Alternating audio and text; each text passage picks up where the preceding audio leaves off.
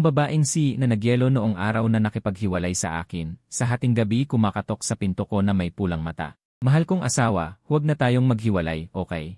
Tinitignan ko ang mukha niyang puno ng luha, nakatayo sa may pinto, nakikiramdam. Hindi ba't ikaw ang nagsabing sawa ka na? Gusto mong tuluyan ng maghiwalay?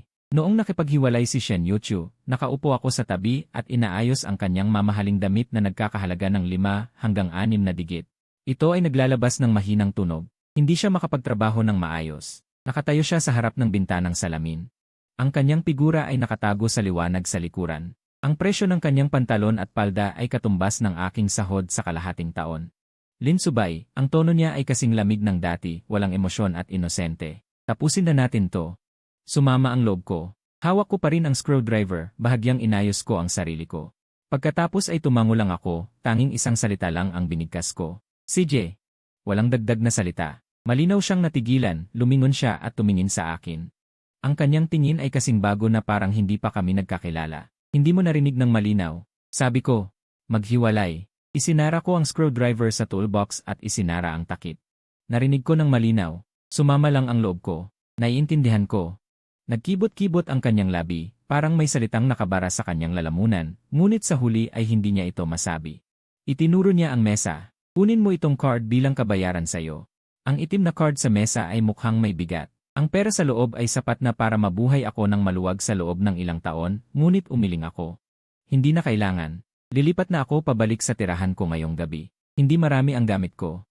Kakasya sa isang maleta. Sa malaking penthouse na ito, halos isang taon akong nanirahan, ang mga bakas na naiwan ko ay malabo na.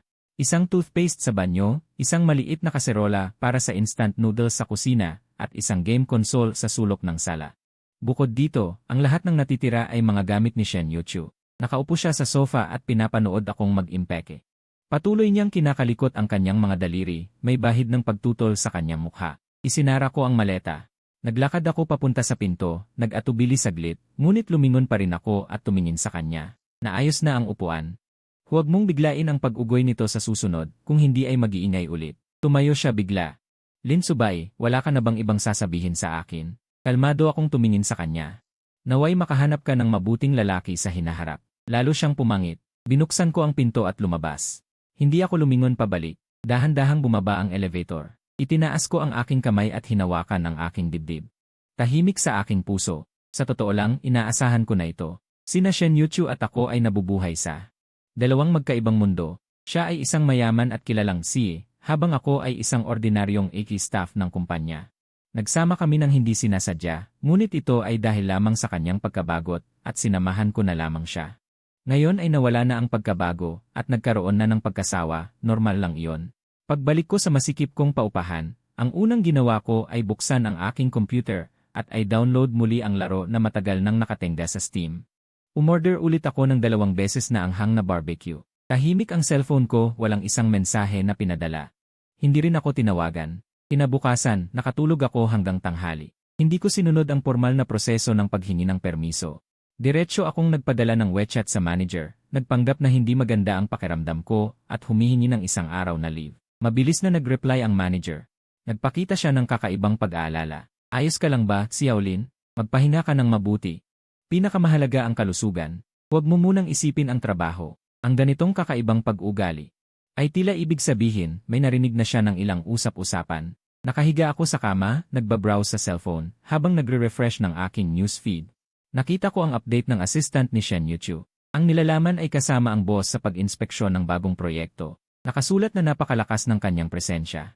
Tunay na henyo. Sa larawan, si Shen Yuchu ay suot pa rin ang parehong suit skirt kahapon. Hindi ko na binigyang pansin ang mga takong, mabilis kong isinara ang pahina at nagpatuloy sa panonood ng mga video game. Pagdating ng gabi, habang naglalaro ako kasama ang aking mga kasamahan, biglang tumunog ang doorbell. Akala ko dumating na ang order ko. Naglakad ako na may sigarilyo sa aking bibig para buksan ang pinto. Sa labas ng pinto ay si Shen Yuchu. Nagpalit siya ng damit, suot ang isang naggagandahang gown, malinaw na katatapos lang ng isang hapunan. Ngunit maputla ang kanyang mukha, hindi maganda ang kanyang lagay. May kailangan ka? Nakatayo ako sa may pintuan, hindi ko siya balak papasukin. Nahulog ang tingin niya sa sigarilyo sa bibig ko. Kumunot ang noo niya. Kailan ka nagsimulang manigarilyo? Palagi naman. Hindi lang ako naninigarilyo sa harap mo. Tahimik siya sandali. Hindi mo ba ako papasukin para maupo muna? Medyo hindi maganda. Magulo sa loob, baka makasira sa paningin ni Emerson. Napalalim ang kanyang paghinga. Ling Subay, kailangan mo ba talagang kausapin mo ako ng ganyan? Kung ganoon, paano ko dapat sabihin? Nagpagpag ako ng abo. Sabihin mo, Emerson. Tinitigan niya ako, pulang ugat ang nakikita sa ilalim ng kanyang mga mata. Bakit hindi mo tinanggap ang card kahapon bago ka umalis? Nakalimutan ko. Kunin mo na lang kaya ngayon? Panandaliang namutla siya, at pagkatapos ng ilang sandali, sinabi niya, hindi ko suot.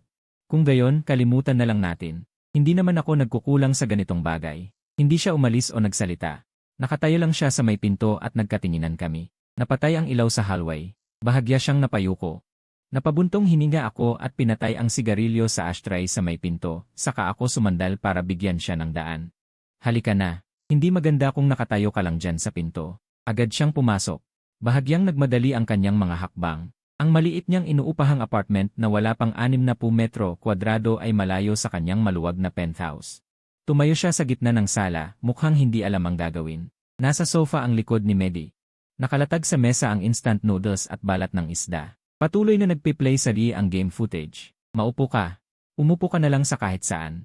Wala namang pinagkaiba. Hindi siya umupo.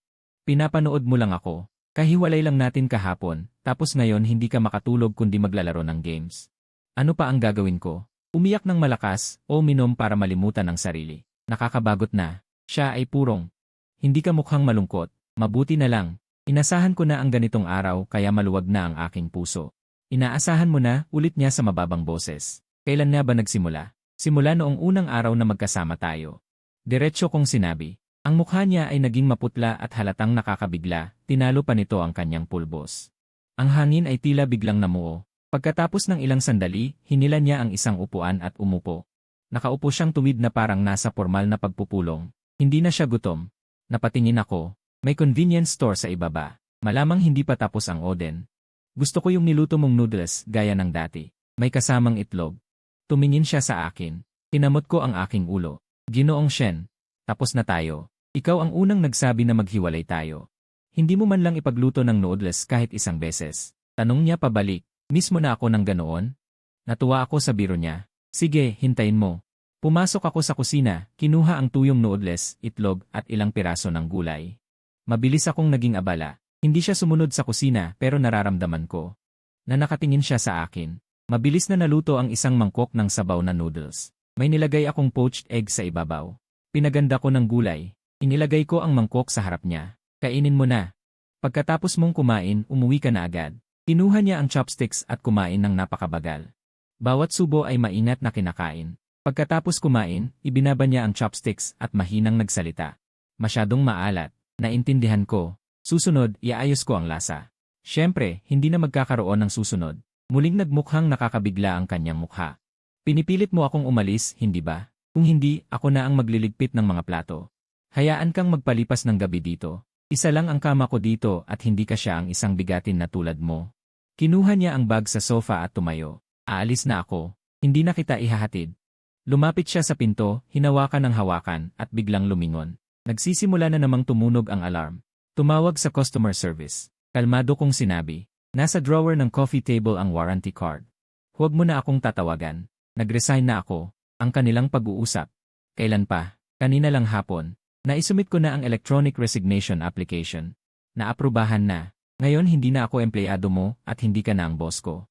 Tuluyan siyang nawalan ng salita. Binuksan niya ang pinto at umalis. Sa pagkakataong ito, malakas ang yabag sa pasilyo. Umupo ka muna, Dongdong. Sinara ko ang pinto at bumalik sa harap ng computer. Nakahiga na ang karakter ko sa laro at naka-aft na, puno naman ng reklamo ng mga kakampi ko sa headset. Sinubukan kong isuot ang headset. Mayroon lang akong ginagawa kanina. Ituloy mo na, kinabukasan.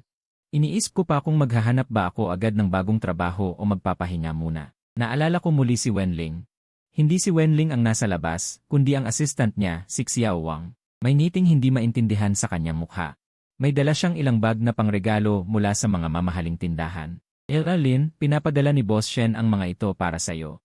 Hinaraan ko ang pinto, ayaw kong umalis. Ano yan? Ilang damit na pampalit. At ang mga paborito mong merienda. Ibalik mo na yan. Direktang putol ko. Hindi ko kailangan. Lin, huwag mo akong pahirapan. Naging pilit ang ngiti ni Xiao Wang. Ito po ang mga bilin mismo ni Boss Shen. Inutos niya ito. Sinabi ko na sa'yo, wala kang kinalaman dito. Umuwi ka na. Pagkatapos kong sabihin yon, sinara ko ang pinto. Hindi nagtagal, may tumawag na hindi pamilyar na numero.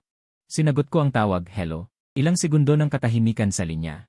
Pagkatapos, narinig ko ang boses ni Shen Yuchu. Bakit hindi mo tinanggap ang mga gamit? Hindi ko kailangan. Ang mga damit ng mga brand na ito ay parang peke kapag suot ko. Kung gayon, ano ang gusto mong kainin? Ipapadala ko ang assistant ko para bumili. Tinawag ko ang buong pangalan niya, Shen Yuchu.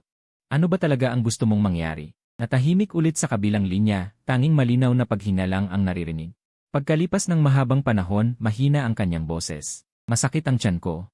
Hindi ka kumain ng maayos kahapon at halos wala ka ring kinain ngayon. Kung gayon, pumunta ka sa iyong pribadong doktor. Hindi gumana ang gamot na binigay niya. Kung gayon, wala akong magagawa. Computer technician lang ako. Ang kaya ko lang ay magluto ng 2 mangkok ng pansit. Hindi ko magagamot ang sakit sa tiyan, Lin Subay. Bahagyang nanginginig ang kanyang boses. Bakit kailangan mong gawin ito sa akin? Ikaw ang unang nakipaghiwalay noon. Naalala ko sa kanya, sinabi mong nagsawa ka na at sumang-ayon ako. Bakit ka nagpupumilit ngayon? Ano pa ang silbi nito? Hindi siya sumagot. Pinatay niya ang telepono. Tinitingnan ang nakapatay na screen ng cellphone. Kumuha ako ng huling sigarilyo sa lalagyan at sinindihan ko ito. Nakaramdam ako ng pagkabagot. Ang mga sumunod na 2 araw ay naging tahimik. Nagpadala ako ng ilang resume.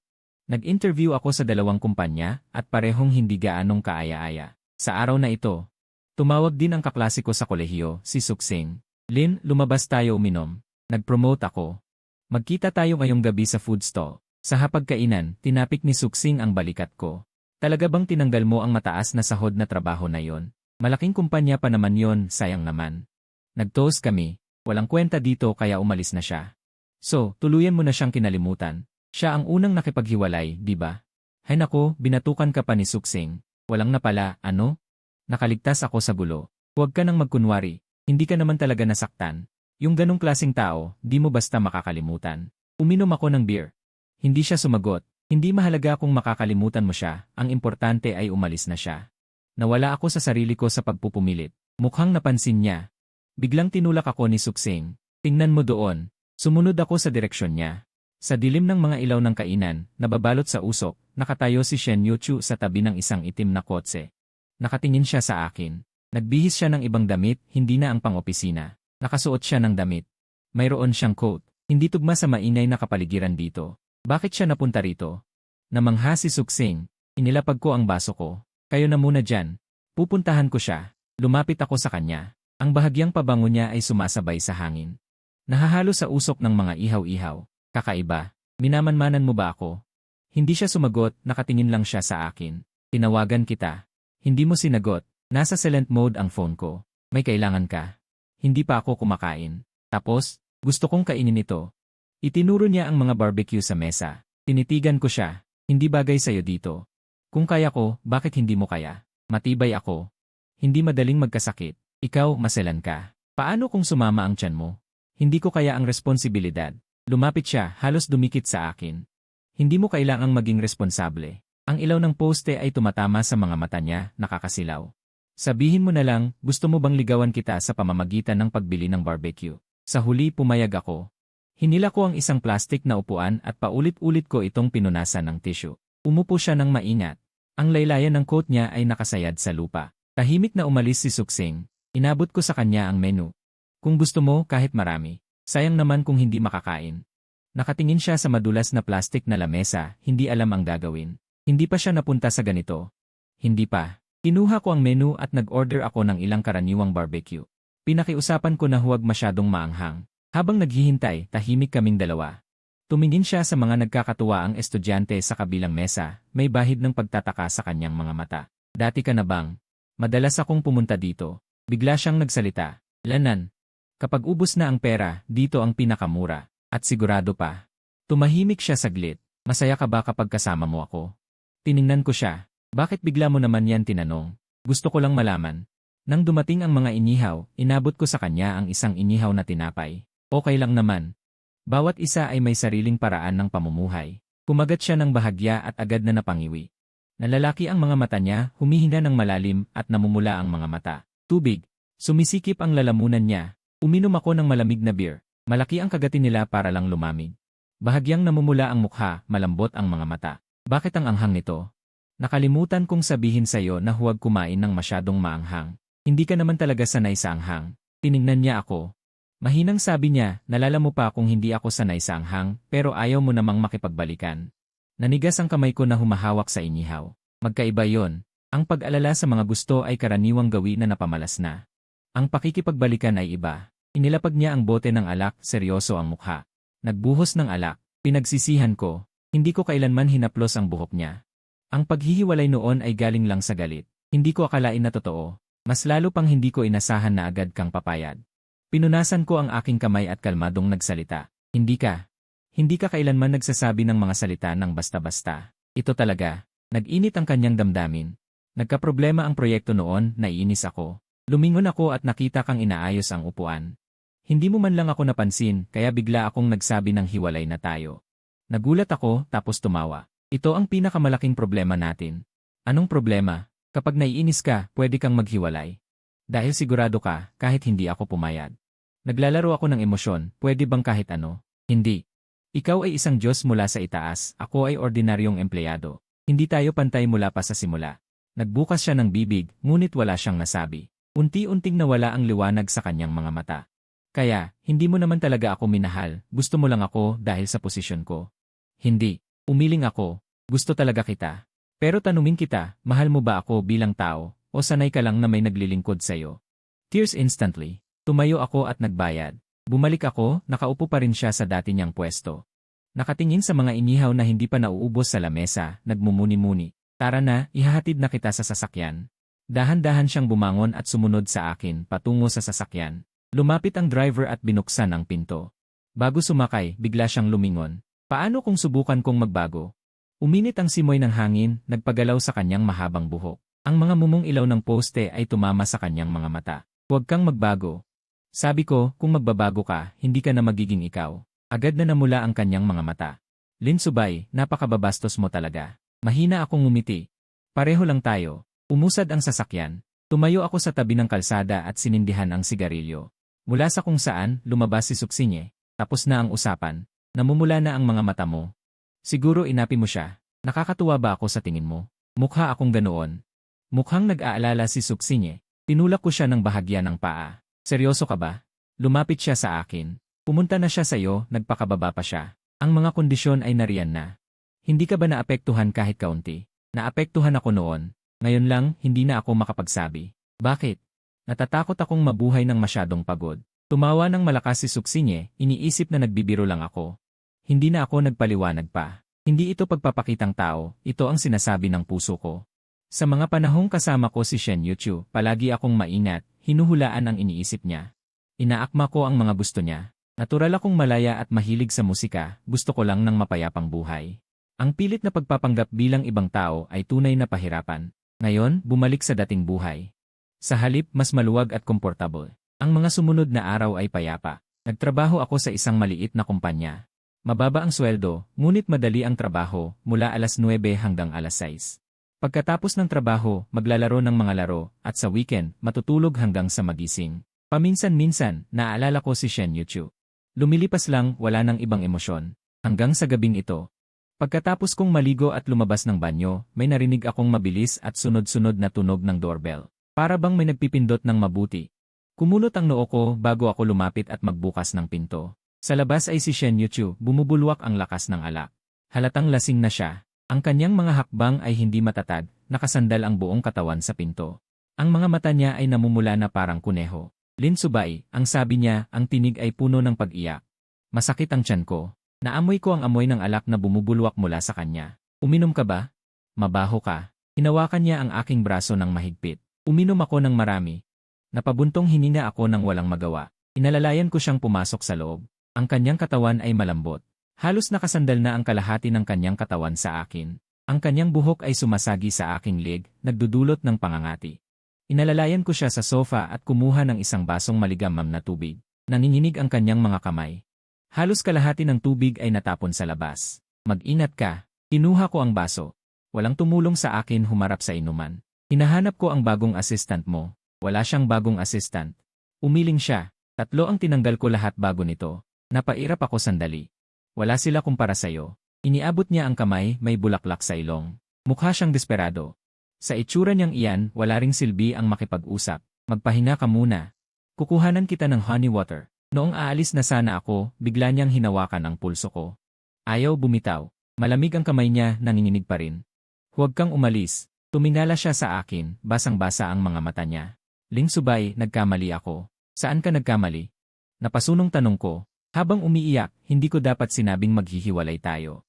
Hindi ako dapat nagagalit ng walang dahilan, at hindi rin dapat ako nagmamatigas. Hindi na ako gagawa nito sa susunod. Bumalik ka na, okay. Tahimik akong hindi sumagot. Naghintay siya ng kalahating oras, walang tugon. Dahan-dahan siyang tumingala. Direktang tumulo ang mga luha niya. Ayaw mo pa rin akong patawarin? Ganito na ako nakikiusap sa'yo. Binawi ko ang kamay ko. Nakainom ka na ng marami. Hindi ako. Biglang naging emosyonal siya. Malinaw pa ako. Alam ko ang sinasabi ko. Ang talagang malinaw, hindi nagsasabi ng mga ganito. Kung gayon, sabihin mo sa akin, ano ang dapat kong sabihin? Dahan-dahan siyang tumayo. Hinawakan niya ang kwelyo ko. Ling Subay, turuan mo ako. Ano ang dapat kong gawin para mapapalingon ka? Tiningnan ko ang mamula niyang mga mata. Ang dating napakataas at malaharsh na si Shen Yuzu, sa sandaling ito ay nawalan ng kontrol na parang batang nawawala. Maupo ka muna, baka madapa ka. Hindi ako upo. Hinawakan niya ang kwelyo ko at ayaw bumitaw. Medyo matigas ang ugali mo. Ngayon, kailangan mo akong bigyan ng sagot. Anong sagot? Gusto mo pa ba ako? Nakatingin siya sa mata ko, binibigkas bawat salita ng seryoso. Pagkasabi niyan, tahimik ang silid, tanging ang ugong ng ref na lang ang maririnig. Mas mahigpit ba ang hawak niya sa kwelyo ko? Halos bumigay, halos nakasabit na siya sa akin. Talaga bang nalasing ka? Sinubukan kong kalasin ang kamay niya. Hindi ako. Mas humigpit ang hawak niya. Palagi mong binabago ang usapan, hindi mo kayang sagutin ako ng direkta. Madalas akong napapabuntong hininga. Sige, kung gayon, tatanungin kita. Kahit na lumiko ako. Tapos ano? Tapos, magiging tulad pa rin tayo ng dati. Nagulat siya. Nag-isip, tulad pa rin ng dati. Tumawa ako. Sigurado ka ba na yan ang gusto mong buhay? Araw-araw abala at hindi nagpapakita. Kahit isang salita lang na sabihin mo, kasama na ang pagpunta sa trabaho, parang kumakain na habang sumasagot ng 8 tawag sa telepono. Pati ang pagsasama natin, parang nagmamadali. Shen Yichu, hindi ka pa ba napapagod sa ganoong klaseng buhay? Bigla siyang nanigas, para siyang pinindot na pause. Matagal. Unti-unting nawala ang ningning sa mga mata niya. Kaya, talagang iwan mo na ako. Nanginginig ang boses niya. Hindi ako nagsalita. Dahan-dahan niyang binitiwan ang kamay ko. Lumayo siya ng isang hakbang. Agad akong umabot para tulungan siya, pero tinabig niya ang kamay ko. Hindi mo kailangang alalahanin ako. Sumandal siya sa dingding para tumayo, bumagsak ang mahabang buhok niyang tumatakip sa buong mukha niya. Bahagyang nanginginig ang mga balikat niya. Naiintindihan ko na. Mahina ang boses niya. Pasensya na, naabala kita. Tumalikod siya at naglakad patungong pinto. Ang mga hakbang niya ay magaan. Pinanood ko siyang inabot ang door handle. 2 beses niyang sinubukan pero hindi niya maabot. Sa huli, bumagsak siya sa sahig habang nakasandal sa pinto, inilagay ang ulo sa kanyang mga tuhod. Hindi makagalaw. Ang dating malakas na babaeng si, ngayon ay parang isang maliit na bagay na nakakulong. Ang kanyang itsura ay nakakaawa. Tumayo ako ng 1 minuto pero sa huli, hindi ko talaga kayang lumayo. Lumuhod ako sa harap niya. Shen Yichu, hindi siya sumagot. Dahan-dahan kong hinawakan ang balikat niya. Nagulat siya at tiningnan ako. Ang mukha niya ay puno na ng luha. Natigilan ako. Sa lahat ng panahon na nakilala ko siya, hindi ko pa siya nakitang umiyak. Ano ang tinitingin mo? Hindi mo pa nakitang umiyak ang tao. Ang kanyang boses ay may sipon at nanginginig. Hindi ko pa nakita na umiyak ka. Pinunasan niya ang kanyang luha gamit ang likod ng kanyang kamay, pero lalo lang itong dumami. Masakit ang puso ko, talagang masakit. Naiiyak niyang sinabi, sino ang nagsabi sa iyong uminom ng ganon? Kahit yan ang sinasabi ng bibig ko. Bumigay ang puso ko. Inalalayan ko siyang tumayo mula sa sahig at muling inilagay sa sofa. Pumasok ako sa kusina at gumawa ng 1 basong mainit na tubig na may pulot. Pagbalik ko, yakap niya ang kanyang mga tuhod at nakaupo sa sofa. Namumula ang mga mata niya, parang isang hayop na iniwan. Inabot ko sa kanya ang baso. Hawak niya ang baso at dahan-dahan siyang uminom. Pagkatapos niyang uminom, nagtanong ako. Masakit pa ba? Masakit. Bumuntong hininga ako. Kumuha ako ng first aid kit. Kumuha ng 2 tableta ng gamot ayon sa instruction, at naglagay ng 1 basong malinis na tubig. Inumin mo ang gamot na yan. Tumingin siya sa tableta at kumunot ang noo. Ang pait. Natawa ako at naiinis. Shen Yichu, gaano ka nakatanda? Nagpout siya at inabot ang tableta ng nag-atubili, pagkatapos ay nilunok ito. Uminom ulit siya ng malaking laway ng tubig at nag-snap pa ng dila. Ang baho talaga. Hindi ako sumagot. Ibinaba ko ang baso ng tubig pabalik sa ibabaw ng mesa. Tahimik itong nakaupo saglit. Unti-unti itong lumapit sa akin hanggang sa dumikit ang braso nito sa braso ko. Lumingon ako para tingnan ito. Agad itong yumuko, nagkunwaring nakatingin sa sarili nitong mga daliri. Yung tinanong mo kanina. Pinag-isipan ko na mahina nitong sabi. Anong tanong? Kung gusto ko bang maging tulad ng dati. Tapos, malalim itong huminga, nakatingin sa kanyang mga tuhod. Pwede tayong maging iba. Pag kumakain, ilalagay ko sa vibrate ang cellphone ko at iwasan kong sumagot ng tawag sa trabaho. Hindi rin ako mag-o-overtime pag weekends, sabi nito, papalakas ng papalakas ang boses. Kahit ako mismo hindi sigurado. Ano pa, tanong ko. Nag-isip ito saglit, tiningnan ako, may bahid pa ng pula sa mata. Ngunit malinaw ang tingin. Kaya kong mag-aral kumain ng maanghang, samahan ka sa mga food stall. Okay lang kahit hindi na ako magpaaraw. Babaguhin ko talaga. Habang tinitingnan ko ang pag-asa sa mga mata nito. Parang batang naghihintay ng papuri. Napaalis ang tingin ko. Hindi na kailangan. Agad na nawala ang liwanag sa mga mata nito. Mahina nitong sabi, bakit? Hindi mo mababago at hindi mo na kailangang baguhin. Paano mo nalaman na hindi ko mababago? Kilala kita ng 1 taon. Alam na alam ko ang ugali mo. Workaholic ka sa simula pa lang. Mapagpanggap, mahilig magpasikat, at may matinding kontrol sa sarili. Iyan ang natural mong pagkatao. Kung pilit mong babaguhin, magiging mahirap para sa'yo. At para sa akin din Nakatitig ito sa akin. Kaya sa tingin mo, ay mahirap baguhin ang tunay kong pagkatao. Halos ganoon na nga. Kung ganoon, noon pa man, ano ba talaga ang nagustuhan mo sa akin? Nag-isip ako ng mabuti. Diretso kong sinabi, maganda ang hitsura mo. Mayaman. Matalino ka. Maganda rin ang pangangatawan mo. Agad na nagbago ang ekspresyon sa mukha nito. Iyon lang. Paano, gusto mo pa bang marinig na nagtutugma ang kaluluwa natin? Muli itong nanahimik. Magkasama nitong pinagtagpi ang mga kamay. Pagkalipas ng mahabang panahon, bigla itong tumingala, luha ang namumuo. Hahalikan mo ako. Napatulala ako. Anong sabi mo? Hahalikan mo ako. Ulitin itong sabi. Hahalikan mo ako at hindi ko na isasaalang-alang yung sinabi mong kontrolado ko ang sarili ko. Yung pagiging mahiyain, nandaraya ka. Nagsasabi ako ng totoo. Makatarungan itong sabi. Hahalikan mo ako o hindi. Hindi mo ako hahalikan. Tapos na tayo. Hindi naman tayo bagay. Kung ganoon, kanina lang umiiyak ako Bakit mo pa ako pinapakialaman kapag nahihirapan ako? Tao lang naman ang nagmamalasakit. Pwede mo pa rin akong alagaan ngayon. Dahan-dahan niyang pinikit ang kanyang mga mata, itinaas ang kamay at itinuro ang kanyang mga labi.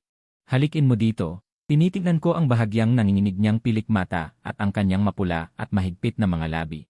Halikanan mo. Ikaw talaga, ano ka ba talaga?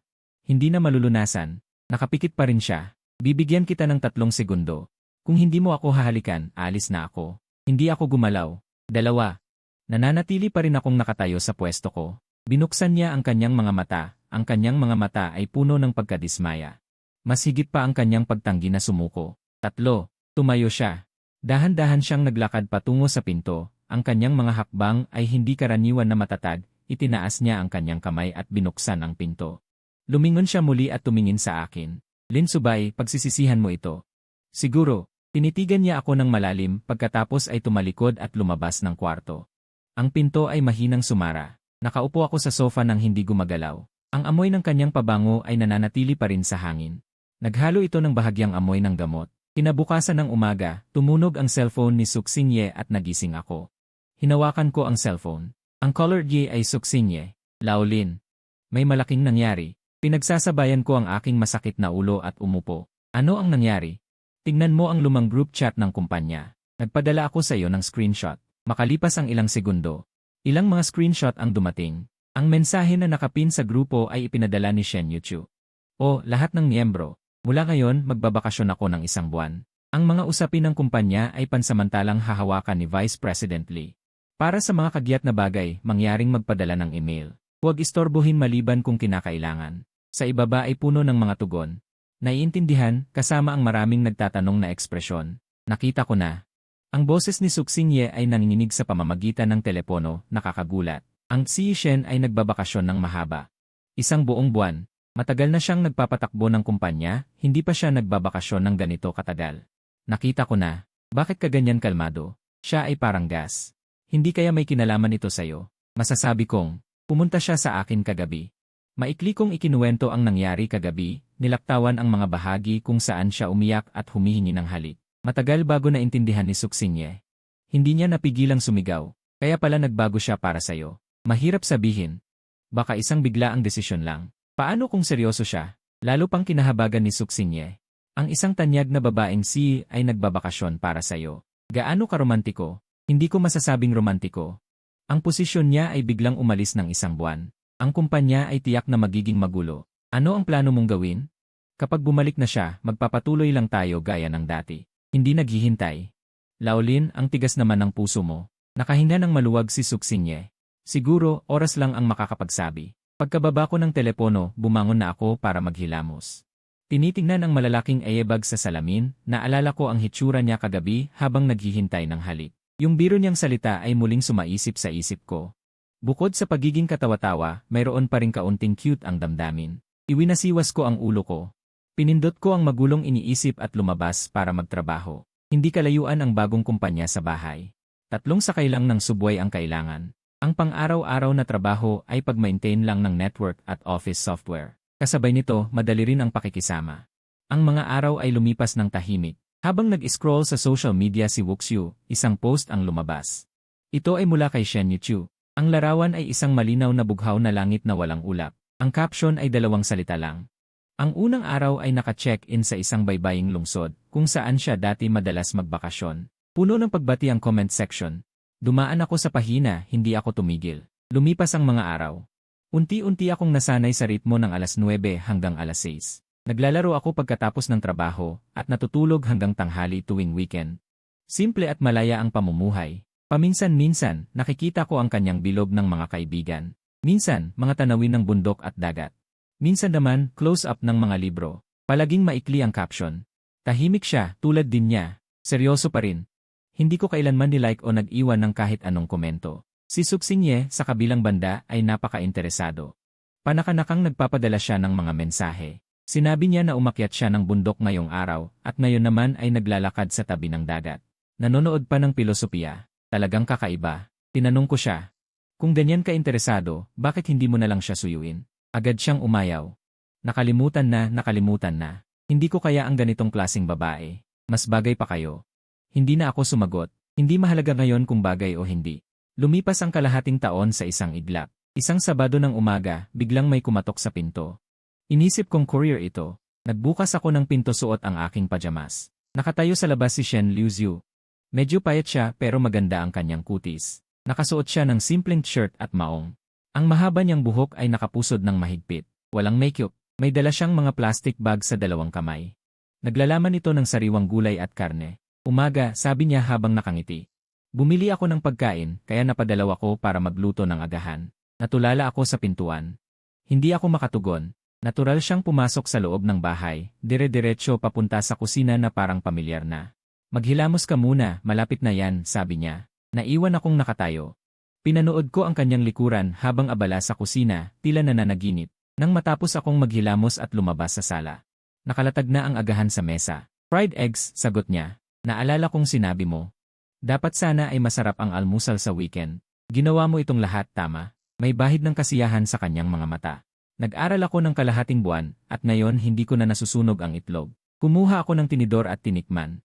Tamang-tama ang init at masarap ang lasa. Mas mabuti pa kaysa sa instant noodles. Ngumiti siya na nakataas ang kanyang mga mata. Kung gayon, gagawa ako para sa iyo ng madalas simula ngayon. Hindi ako sumagot. Tumingin ako pababa at kumain ng tahimik. Pagkatapos ng hapunan, kusang nilinis niya ang mga natira at pumasok sa kusina. Ang pagkilos ng paghuhugas ng pinggan ay medyo hindi pa sanay, ngunit ginawa niya ito ng maingat. Sa nakalipas na kalahating buwan, lagi mo itong pinag-aaralan? Nagtanong ako habang nakasandal sa pintuan ng kusina. Higit pa riyan. Pinatay niya ang gripo at tumalikod. Pinag-aaralan niyang mag-relax at pagdaanan ang oras. Pinag-aaralan niyang hindi kaisipin. Ang huling pangungusap ay binigkas ng mahina, ngunit tumagos ito sa aking puso ng walang palya. Ano ang resulta? Nabigo siya. Tumingin siya sa akin. Ang emosyon sa kanyang mga mata ay malinaw na nakikita. Kung mas gusto mong mag-relax, mas lalong humigpit ang iyong puso. Kung mas sinasadya mong pagdaanan ang oras, mas nakakaramdam ka ng pagmamalaki. Kung mas sinasabi mo sa iyong sarili na huwag kang isipin, ang pag-asam ay lalong lumalakas. Tumingin ako sa kanyang basang mga kamay at sa kanyang mga mata na kumikinang dahil sa tubig. Shen Yuchu, ikaw ay tunay na. Tunay na ano? Humakbang siya ng isang hakbang.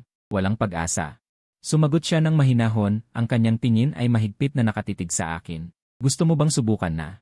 Pilitin ako minsan. Itinaas ko ang aking kamay, hinawakan ang likod ng kanyang leeg, yumuko at hinigpitan. Ang paghihigpit na ito ay matagal nang pinigilan, may kasamang pagkabagabag at paghatak. Ito ay dumating ng marahas at mabilis.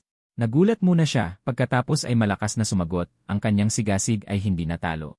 Ang plato sa kamay ay nahulog sa lababo, na naglalabas ng tunog ng pagkakayari. Pareho silang walang pakialam. Sa pagitan ng mga halik ay ang minty freshness ng toothpaste, ang usok ng almusal, at isang bakas ng panganib. Sa tingin ko ito ang kanyang mga luha na nahulog hanggang sa tuluyang bumalik sa normal ang paghinga, saka lamang sila dahan-dahang bumitaw. Namumula ang kanyang mga labi, mabilis ang paghinga sa kanyang dibdib, at ang kanyang mga mata ay nakakasilaw. Tinawag ba ito na pilitin at nagtagumpay? Nakahinga siya ng malalim at nagtanong. Pinahid ko ang pulang dulo ng kanyang labi gamit ang aking hinlalaki. Mahirap sabihin sa ngayon. Nakadepende sa susunod na epekto. Tumawa siya, at habang siya ay tumatawa, inilubog niya ang kanyang mukha sa aking dibdib. Lin Subay, napakabastardo mo kanina. Natuto ako sayo. Ngumuso siya ng bahagya sa aking baywang. Kaya tayo magkakaayos na ba tayo? Ang tinig ay nakalubog sa damit. Ano sa tingin mo? Sa tingin ko.